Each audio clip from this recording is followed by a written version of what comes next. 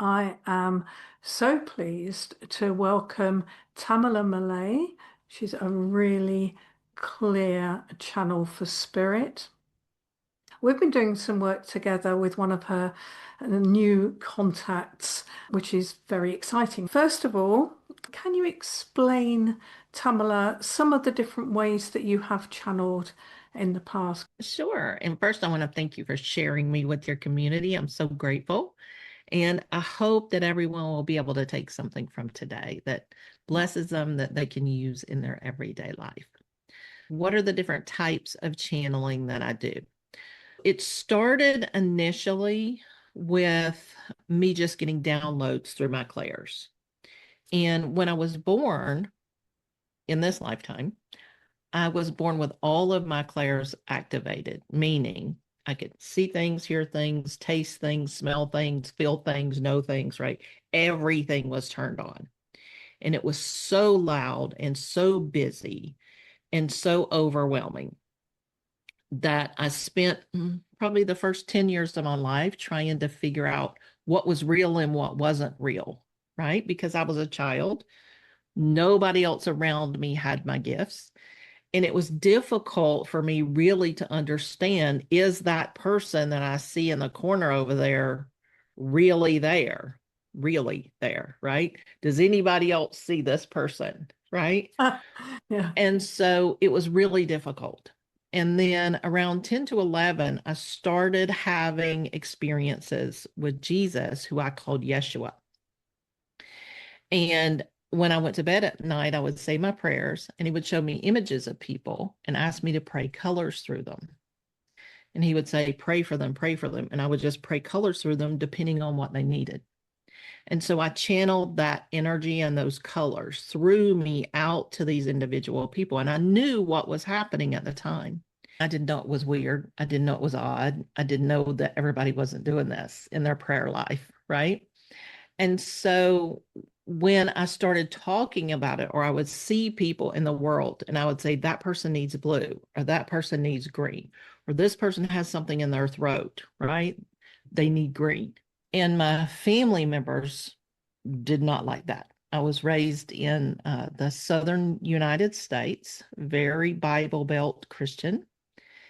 And it became a big issue that I was seeing things that weren't there, that I was talking to Jesus, because who was I to talk to Jesus, right? He would never talk to me. And so it turned into this whole thing that if you love Jesus, you will stop doing that because all of that is the devil. Wow. And so I shut all of that down because the one being I loved more than anything else in the whole world was Jesus. I spent time with him all day and in the evenings before bed. And it was just, I was devastated that I was hurting Jesus somehow. And so I literally just shut everything down. I shut all my gifts. I ignored them. I compartmentalized myself. But I was still getting information, even though I was trying to ignore it, right? I would know things were going to happen before they happened. I would know about energy shifts that were happening, but I had shut myself down so much that I didn't pay attention to my own intuition. And so around 2007, after I left an abusive marriage, I started opening up my gifts again. I started trusting myself again.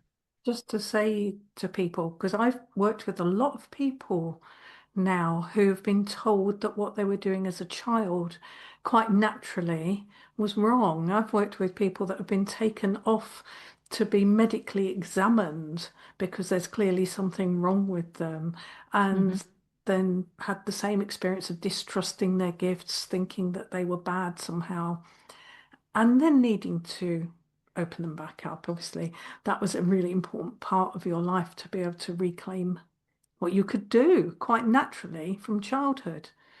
Right. And it took an enormous amount of healing, energy work, clearings, therapy, coaching.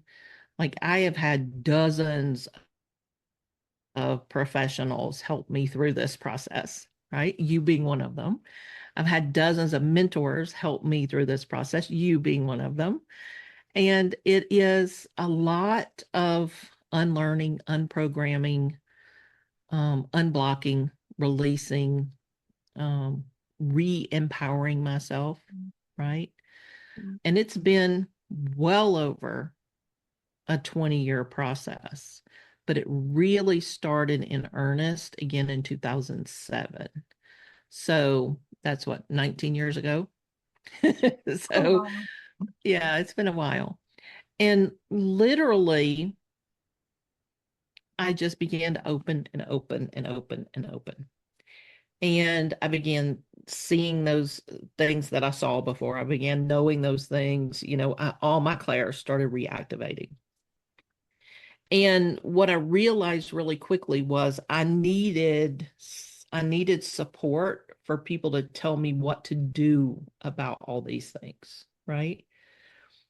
I see this guy over here, but I don't know what to do with him, Mm, right? I know this person needs this, but I don't know how to properly do that with integrity, right?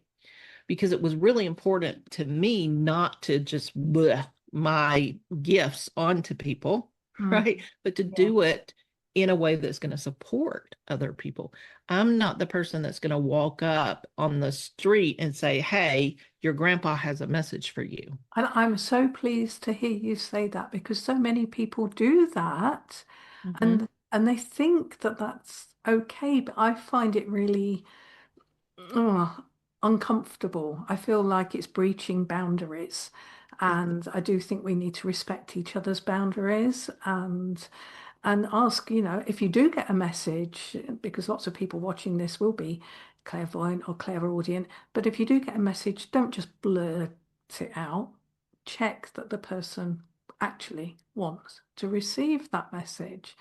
Mhm. It's just being appropriate, isn't it? It's being It is. respectful, I think. Obviously, you've learned a lot in those last 19 years. A Mhm. lot. A lot. What are some of the key things that you had to learn back then that you think would really serve people that might be opening up to channel now? Well, there are three primary things that really helped me and I think will help your listeners. Number one is really good grounding and protection and spiritual hygiene. Mm, Those are two different but compatible things, and both of those need to be well addressed. And for your listeners, I put together a class on my teaching platform that's for free that they can get if they want. And I'll make sure and get you that link so that they can learn how to actually do a quality grounding, protection, and spiritual hygiene routine every single day, because that's not something we're taught how to do. And some of the times when we are taught how to do it, we're missing things, right? There are things that are missing because they tell us, oh, well, ground to the earth, connect to source, put your bubble on, but nobody tells you, what do you do when you're in the grocery store and you're receiving energy from somebody else because you're a really strong empath. And there are lots of people who are really sensitive that need to Mm. look after their protection much more carefully because they're picking up all the time. Yep, same for me. So when my gifts started opening back up, I was just like a satellite dish. Mm, I received everything. And it took a long time for me to figure out where the holes were because I was doing some grounding and protection, but I was still getting, you know, quote, stop. hit, Yeah. right? And so it took a while. Mhm, The next thing is having really clear energetic boundaries. mm, And when I say that, I mean mental boundaries, emotional boundaries, physical boundaries, etheric boundaries, and energetic boundaries, the whole thing, because we are a whole energy being. And we can't just, oh, well, I have boundaries on my etheric field. Well, your etheric field is connected to your mental body, your emotional body, and your physical body. So if you don't have appropriate and aligned boundaries in all of those areas, you're going to have weak points mm, and you're still going to leak energy. You're going to give your power away, right? There's all kinds of things that will happen. So boundaries, and that's a constantly evolving process because we're always finding out where we don't have Yeah. boundaries. It's not one and done, is it? Boundaries. It's So not. definitely not. And then the third thing is you need a gatekeeper. Hmm. And people call these different things. And this was the most important thing that I learned when I actually took a mediumship class, because I needed to take classes to figure out how to do what to do with all of this. And so I took a mediumship class, and that you need a gatekeeper. I was like, oh my God, that makes so much sense. And a gatekeeper is a being of light that you work with that's on your guide team who takes the job of upholding your rules that you set. And he's kind of like your bouncer and your door or your gatekeeper, right? He only lets in the ones that are allowed in, that, and they have to follow the rules. And if they don't follow the rules, they kick them out. Absolutely. Yeah. And so that was huge. It like I had never heard of that before. And once I put that into place, it made a huge difference. Made a huge Absolutely. difference. Yeah, you are not open to all comers. And we'll go backwards slightly. I know we're hopping around a little bit for people, but I suppose we ought to go back to sort of saying what a channel is. I mean, because Mhm. I'm a channel, but I channel differently from you. My way of channeling is different from your way of channeling, and there are lots of different types of channeling Mhm. out there. You are specifically channeling through particular beings, Right. bringing through Right. messages, aren't you? Right. And I think people hear the word channel and it just means so many things. Right. So, and when you're doing that and channeling the way you do, there is a possibility of being bombarded, particularly, in the early days, I think, Mhm. if you don't have those structures in place that you've just spoken about. There will be people listening to this that are probably being woken up in the middle of the night by guidance. And it's like, there are better times that you could be receiving this. So Mm. there's certainly ways we can work to refine the way that we get information through so it doesn't overwhelm us and it doesn't just come in all over the place. Mhm. Um, and it's easier to cope with. So Yeah. could you, obviously, 19 years of actual channeling experience consciously. Could you take us through some of the key messages? Because there's quite a lot of unified messages between them all, Mhm. aren't there? Yeah, there are. And actually I answer your first question, which I didn't do very well, was what kinds of channeling do I do? Well, it started out just everything, right? Because I was this satellite dish. I channeled everything. And then once I learned boundaries and parameters and I set rules and had a gatekeeper, then I began to understand how I receive energy, right? My primary is visual, though I get it all the ways. Then there's the information that comes through. Initially, I would just get images of things. I would get them in the in between time between awake and asleep. I would get it while I was working, sometimes while I was driving, which was not okay. I had to set a rule about that. And I would hear things, I would smell things, I would taste things. And like all of that is also channeling because that information is coming from a non physical reality, Mm-hmm. right? And so that also is channeling. And then once I got more comfortable and I took that mediumship class and I learned about the gatekeeper and I learned to feel safe, right? Then I began to explore, okay, how am I receiving information? Who's coming through? Who do I want to work with? Then the information started coming in directly, more directly. Like literally to me, it feels like literal channels Yeah. that come down through the top of my head. And or through my third eye. And it's just like a direct connection. It's like turning into the radio station Hmm. and it just being there. And the types of channeling that I do are what I call transcription channeling, where I'm basically just transcribing what they're telling me. They're showing me pictures, they're giving me information. It's not in a language. And then I have to transcribe that so that through my words, either writing or verbally, so that people can understand what's coming through. Then there's also trance channeling that I do where I leave my body and I allow the entities that I work with to come into my body and my consciousness and to use my voice to share their messages. And then there's something called blended channeling where I'm in the room, I have questions.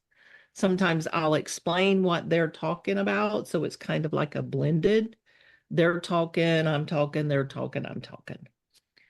Now, the messages that come through are cohesive, but they're cohesive for me because we have a purpose. Hmm. Myself and the guides that I work with, our entire purpose is to empower humans so that they can make better choices so that we can get to unity consciousness. Hmm. Some people call that 5D. And so all the beings that I channel, their messages are all for that purpose. Now, some of them, like the wisdom, who you and I have been working with, they are really focused on making sense of the unseen world, Yeah. right? Helping us really understand what's going on behind the scenes. And some of my other guys that I work with, like Zed or Archangel Jophiel or Mary Magdalene, they've talked all these years about personal choice, personal empowerment, how to raise our vibrations in a real way, not a woo woo kind of esoteric way, Not fluffy, actual real not living. fluffy, yeah, Mhm. but real, like every day. Mm. If you're standing in the grocery store and this Mm. happens, here are tools that you can use in Mhm. that moment to make the highest choice you can make, right? And so all of them have tools. They give us exercises or meditations. They give us tools like plans, processes, steps, right? It's not nebulous. Mm. And that's what I found so comforting all these years is the opportunity to implement what they're saying. Yeah. And I think when people talk about channeling or Mm-hmm. have been following channelers, quite often that's the complaint, isn't it? That it feels ungrounded, it sounds lovely, but they don't know what to do with it. Right. And I think it's really important that there are ways forward, actual practical things that you can go, right, okay, yeah, I can practice that. I can do Right. something with that in my Right. life, not Right. just read it and say they're lovely words. And the proof is in the pudding, right? Mm. You hear the information, you write down the Mhm. steps, you go do the steps, and then you find out for yourself whether this is real or it's Mhm. a load of fluff, Yeah. right? And the great thing is, I had a membership for a while that I think I'm going to bring back. And we would do the monthly channeling class.